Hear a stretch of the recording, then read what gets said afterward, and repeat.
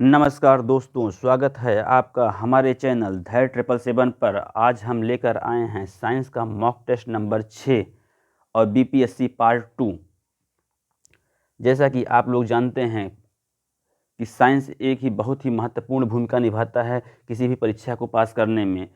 BPSC में science के 35 से 40 क्वेश्चन पूछे जाते हैं। बिना साइंस आए हुए आप कोई भी बीपीएससी एग्ज़ाम क्वालिफाई नहीं कर सकते हैं। और कोई भी स्टेट पीसीएस दीजिए, वन डे एग्ज़ाम दीजिए, यूपीएससी दीजिए, सब में साइंस के 10 से 20 क्वेश्चन आपको मिल ही जाएंगे। इसीलिए प्रत्येक क्वेश्चन सावधानीपूर्वक अटेम्प्ट करिए और प्रत्येक क्वेश्चन को सही करने की कोशिश कीजिए। चलिए आज हम बात करते हैं क्वेश्चन नंबर 1 की। ये है बीपीएससी पार्ट 2।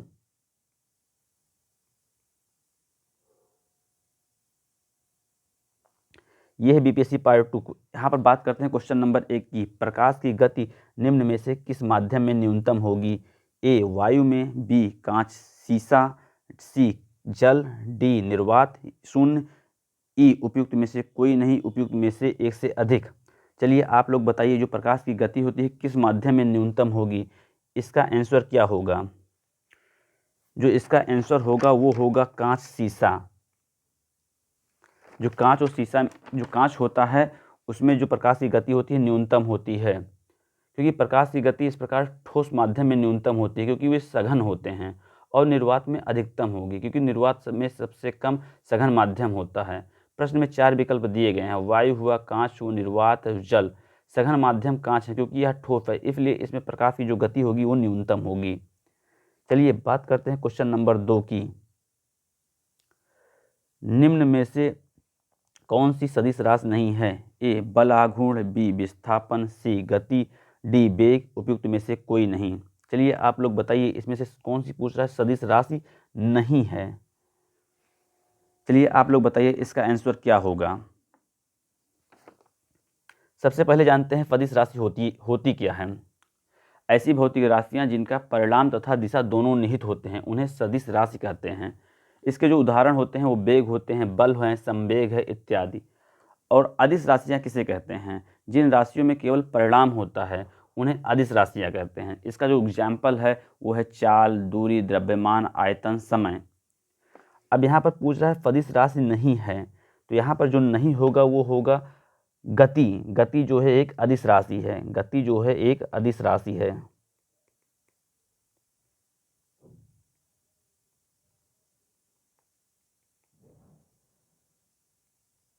गति एक अदिश राशि है, बाकी सारी राशियां सदिश राशि हैं। चलिए बात करते हैं क्वेश्चन नंबर 3 की। यदि धरती की घूमने की गति या घूर्णन बढ़ा दी जाए तो भूमध्य रेखा पर पिंड का क्या प्रभाव होगा? ए कोई परिवर्तन नहीं होगा, बी 2 गुना हो जाएगा, सी बढ़ जाएगा, डी घट जाएगा, ई उपयुक्त में से कोई नहीं या उपयुक्त में से एक से अधिक। चलिए आप लोग बताइए इसका आंसर क्या होगा। भूमध्य रेखा पर जो पिंड का मान होगा वो घट जाएगा। विकल्प डी सही है। चलिए बात करते हैं नेक्स्ट क्वेश्चन की, क्वेश्चन नंबर 4 की। गति को सर्वप्रथम किसने परिभाषित किया? ए केपलर, बी टालमी, सी गैलीलियो, डी न्यूटन, ई उपयुक्त में से कोई नहीं। चलिए आप लोग बताइए इसका आंसर क्या होगा। चलिए आइए सबसे पहले जानते हैं केपलर के बारे में।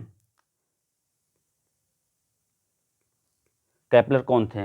यह एक जर्मन वैज्ञानिक थे जिन्होंने अपने जीवन को खगोलीय पिंडों के आंदोलन को समझने की कोशिश की।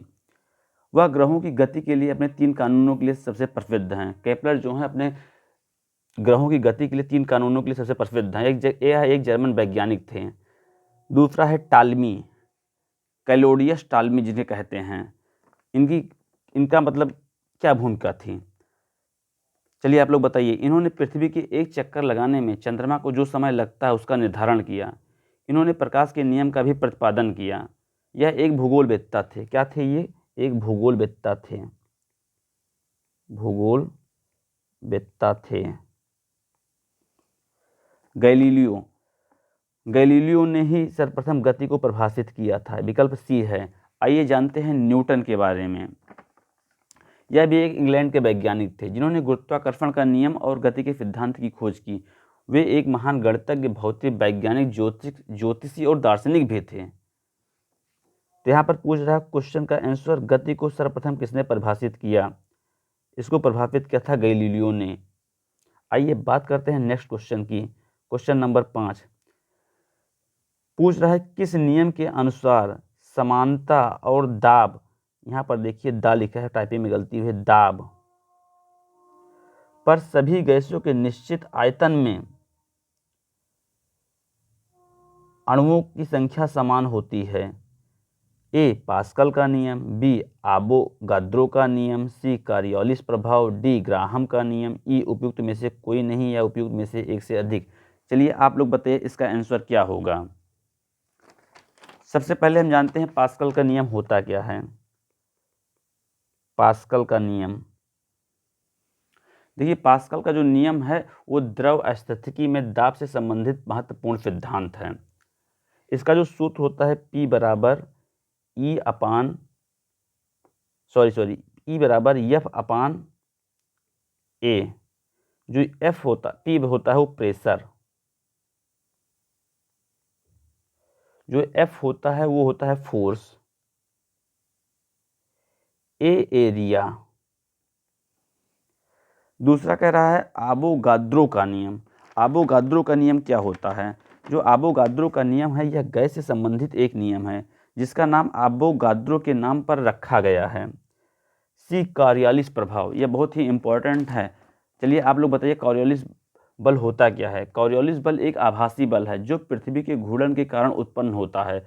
वस्तुतः पृथ्वी के विभिन्न अक्षांशों में परिधि का आकार तथा केंद्र से दूरी के कारण पृथ्वी की घूर्णन गति भिन्न भिन्न होती है। तीसरा क्या था? ग्राहम का नियम। चलिए आप लोग बताइए ग्राहम का नियम क्या था। ग्राहम का नियम एक संबंध है जो बताता है कि गैस के बहाव की दर उसके घनत्व या आणविक द्रव्यमान के वर्गमूल के व्युत्क्रमानुपाती होती है। तो यहाँ पर पूछ रहा है किसी नियम के अनुसार समानता और दाब पर सभी गैसों, जहाँ पर गैसों की बात हो रही है तो यहाँ इसका आंसर जो होगा वो आवोगाद्रो का नियम। जैसा कि मैंने आपको बताया था आवोगाद्रो का नियम गैस से संबंधित एक नियम है। चलिए बात करते हैं नेक्स्ट क्वेश्चन की। आपेक्षिकता, यहाँ पर देखिए टाइपिंग में गलती हुई है, ये आपेक्षिकता है। आपेक्षिकता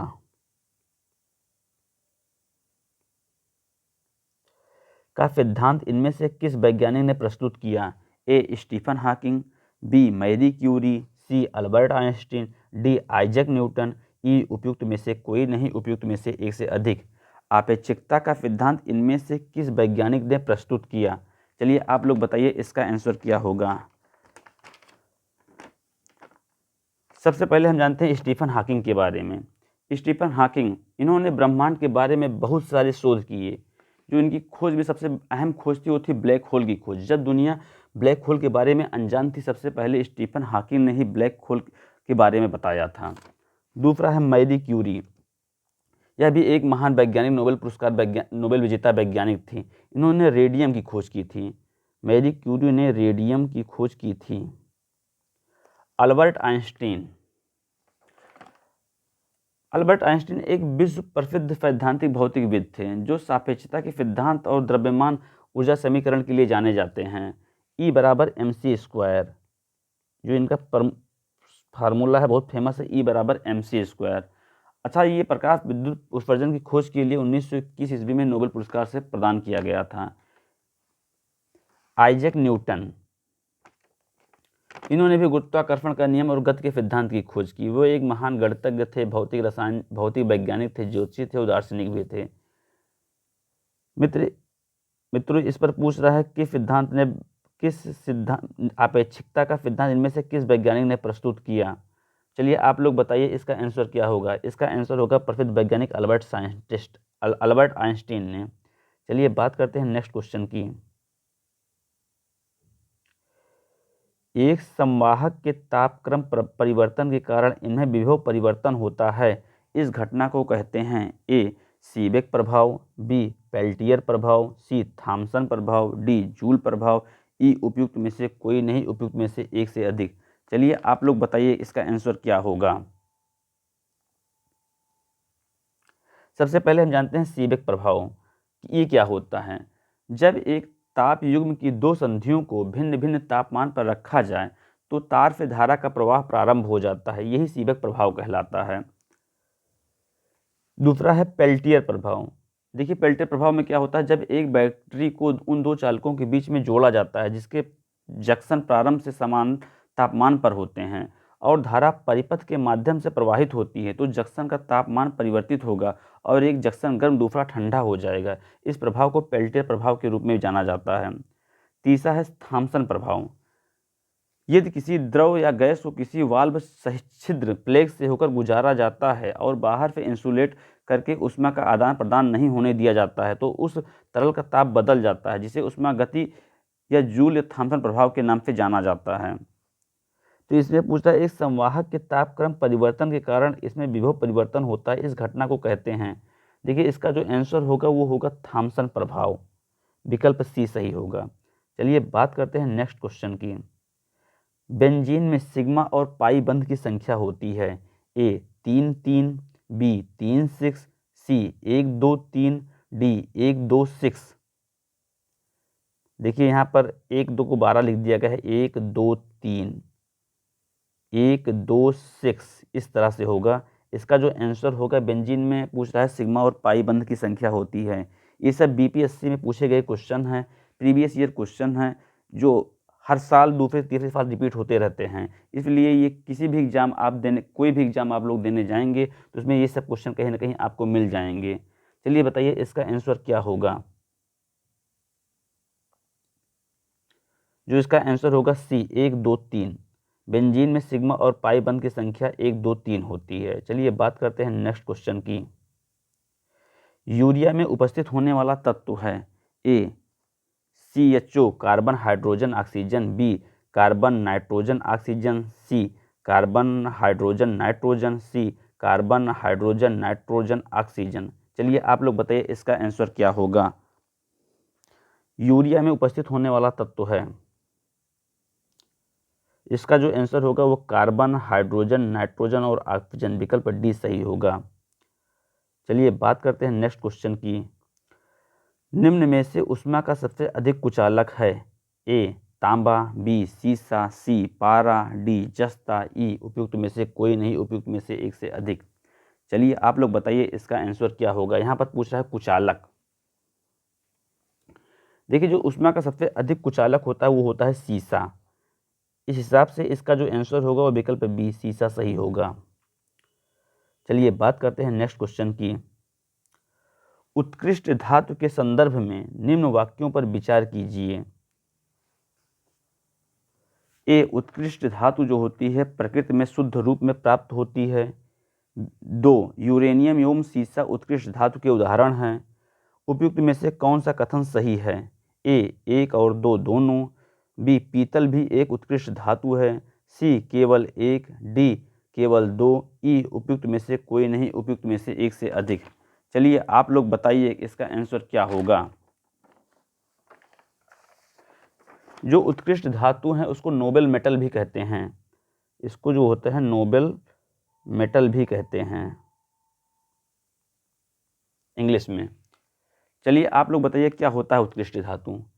ऐसी धातुएं जिनका आर्द्र वायु के संपर्क में रहने के बावजूद क्षरण और ऑक्सीकरण बहुत कम होता है वे उत्कृष्ट धातुएं नोबेल मेटल कहलाती हैं। इसका जो एग्जाम्पल होता है वो स्वर्ण हो गया, चांदी हो गया, प्लेटिनम हो गया, रेडियम हो गया, पैलेडियम हो गया, ये सब जो होती हैं उत्कृष्ट धातुएं हैं। तो उत्कृष्ट धातु प्रकृति में शुद्ध रूप में प्राप्त होती है, बिल्कुल सही है। यूरेनियम एवं सीसा उत्कृष्ट धातु के उदाहरण है नहीं, यह मैंने आपको बताया। सोना, चांदी, प्लेटिनम, रेडियम, पैलेडियम ये सब उत्कृष्ट धातु के उदाहरण हैं। तो इसका आंसर जो होगा विकल्प सी केवल 1। चलिए बात करते हैं नेक्स्ट क्वेश्चन की। बायोगैस का निम्न में से कौन सा अवयव, यहाँ पर देखिए गलती हुई है टाइपिंग में, आयो लिखा है अवयव।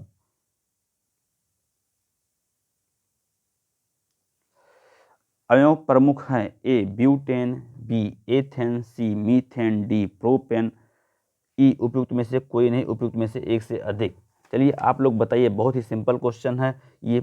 हर एग्जाम में करीब करीब साइंस से रिलेटेड जो भी एग्जाम होते हैं स्टेट पीसीएस में या वनडे एग्जाम में, सी टेट, यूपी टेट में इस तरह के क्वेश्चन बहुत पूछे जाते हैं। चलिए आप लोग बताइए इसका आंसर क्या होगा। जो बायोगैस का मुख्य अवयव है वो होता है मीथेन।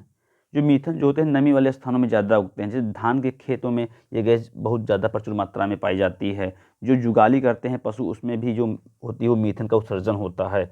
इस हिसाब से जो बायोगैस का प्रमुख अवयव है वो है मीथेन। चलिए बात करते हैं नेक्स्ट क्वेश्चन की। लवणता युक्त वातावरण प्रेमी पौधों को क्या कहते हैं? ए ग्लाइकोफाइट, बी लवण मृदोद्भिद, इसे हैलोफाइट्स भी कहते हैं इंग्लिश में, हैलोफाइट्स, लवण मृदोद्भिद। मृदोद्भिद इसको कहते हैं जेरोफाइट्स।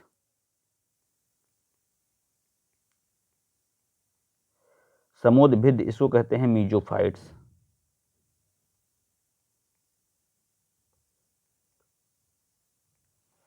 चलिए पूछ रहा लवणता युक्त वातावरण प्रेमी पौधों को क्या कहते हैं? चलिए आप लोग बताइए इसका आंसर क्या होगा। जो इसका आंसर होगा वो होगा हैलोफाइट्स या लवणोद्भिद।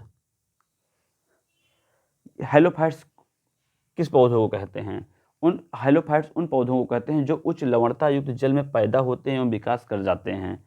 इसका जो बेस्ट एग्जाम्पल वो साल्ट मार्श घास है। जेरोफाइट्स, रेगिस्तान में उगने वाले पौधों को जेरोफाइट्स कहते हैं। यह पौधे लंबे समय तक पानी रहित स्थान में रहने में सक्षम होते हैं। ये मोम युक्त पत्तों के लिए जाने जाते हैं, जिनके फतहों से पानी का बहुत कम नुकसान होता है। मेजोफाइट्स ये क्या होते हैं? ये कौन से पौधे होते हैं? वह पौधा जिनके लिए आर्द्रता की औसत मात्रा आवश्यक होती है। सामान्य वर्षा तथा ताप वाली मध्यम जलवायु में पनपने वाली अधिकांश वनस्पतियां, जैसे वृक्ष हो गया, झाड़ियाँ हो गया, बूटियाँ हो गया, ये सब मेजोफाइट्स हैं। तो इसका आंसर जो होगा वो विकल्प बी हैलोफाइट्स। आप लोग तीनों जान गए, जेरोफाइट्स, मेजोफाइट्स, हैलोफाइट्स। आइए बात करते हैं नेक्स्ट क्वेश्चन की। कवक पौधे में नहीं पाया जाता है। ए पर्णहरित या क्लोरोफिल,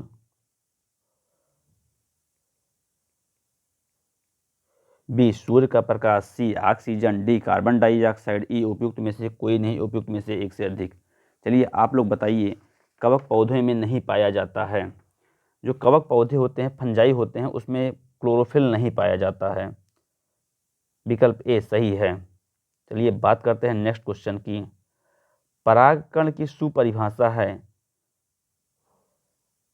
परागकण की सुपरिभाषा है। ए पराग नली का बीजाणु तक पहुंचना, बी कीटों का फूल तक पहुंचना, सी परागकण का पराग केसर क्लोम छिद्र तक स्थानांतरित होने की क्रिया, डी परागकण का अंकुरण, ई उपयुक्त में से कोई नहीं, उपयुक्त में से एक से अधिक।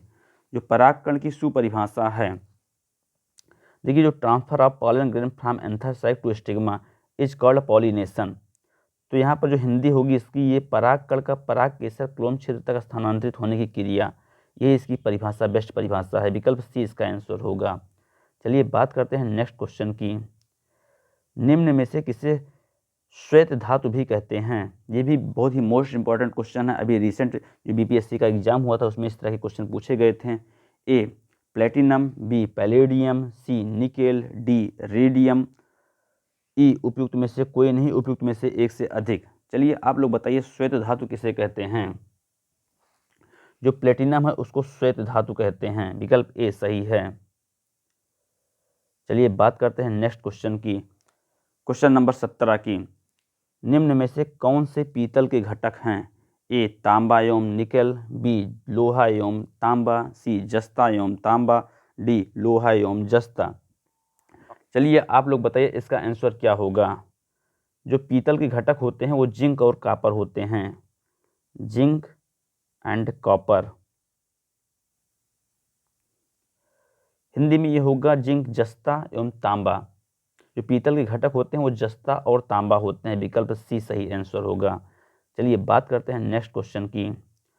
परमाणु के नाभिक में कौन से मूल कण होते हैं? ए प्रोटॉन और न्यूट्रॉन, बी केवल electron, C electron neutron, D electron proton, E उपयुक्त में से कोई नहीं, उपयुक्त में से एक से अधिक। यहाँ पर पूछा परमाणु के नाभिक में मूल कण होते हैं। जो परमाणु के नाभिक में मूल कण होते हैं वो प्रोटॉन और न्यूट्रॉन होते हैं, प्रोटॉन एंड न्यूट्रॉन। इस हिसाब से इसका विकल्प ए सही होगा।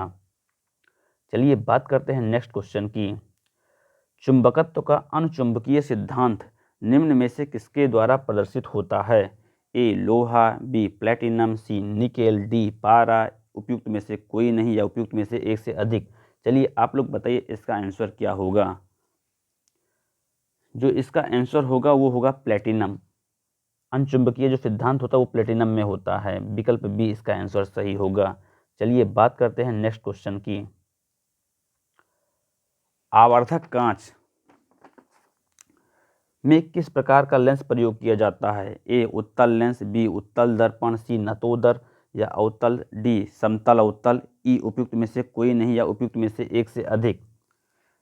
चलिए आप लोग बताइए इसका आंसर क्या होगा। सबसे पहले जानते हैं आवर्धक लेंस या आवर्धक कांच होता क्या है। यह एक उत्तल लेंस होता है जिसका प्रयोग पास की वस्तुओं को आवर्धित प्रतिबिंब प्राप्त करने के लिए किया जाता है। प्रायः जो आवर्धक लेंस होते हैं को एक गोल फ्रेम में गढ़ा या मढ़ा गया होता है जिसमें एक हत्था भी लगा होता है।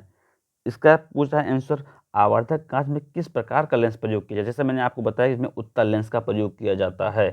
इस हिसाब से इसका आंसर विकल्प बी विकल्प ए होगा।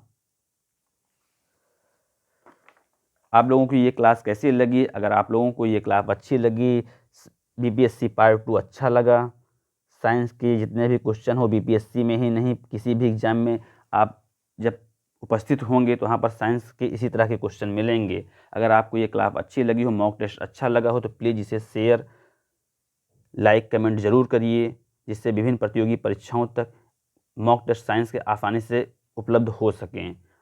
Thank you so much.